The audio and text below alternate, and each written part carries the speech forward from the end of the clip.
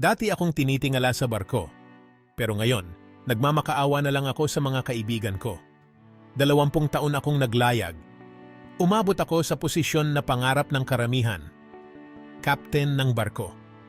Ako yung tipong kapag binanggit ang pangalan ko, lahat tumatayo, may respeto, may bigat ang bawat salita ko.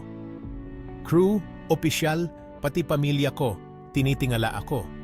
Para sa anak ko, bayani ako. Para sa misis ko, haligi ako ng tahanan. Para sa sarili ko, akala ko, ako yung matatag. Pero wala palang forever sa taas. Nagsimula lang sa pananakit ng katawan. Sunod, diagnosis ng doktor, hindi ka na fit to work. At doon tuluyang bumagsak ang mundo ko. Yung kapitan na dati pinapalakpakan, ngayon nakatunganga sa isang sulok, iniisip kung paano babayaran ang utang, paano papaaralin ang mga anak, at kung saan huhugutin ang pambili ng gamot. Dati, kumakain ako sa cabin na puno ng respeto.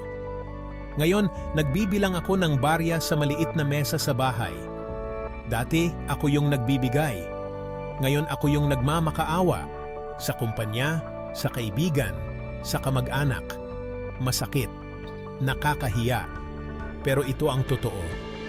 Kaya ito ang real talk ko sa mga marino at pamilya nila. Hindi habang buhay, nasa taas ka. Kahit gaano kataas ang posisyon mo, babagsak at babagsak ka rin kung wala kang ipon, plano, o disiplina. At pag dumating yung araw na yon, walang sisihan. Ako ngayon, wala ng barko, wala ng uniform, wala ng papuri. Pero natuto akong umiyak at lumuhod sa Diyos. Panginoon, Ikaw lang ang tunay na kapitan ng buhay ko. Sa oras ng pagyuko at kahirapan, Ikaw lang ang takbuhan ko. Bigyan mo ako ng lakas na tanggapin ang pagbagsak at ng pag-asa na makabangon muli. Ang pagiging kapitan, posisyon at pera, lahat lilipas. Pero ang ipon, disiplina at pananampalataya, iyan ang tutulong sa iyo pag lumubog na ang barko ng buhay mo.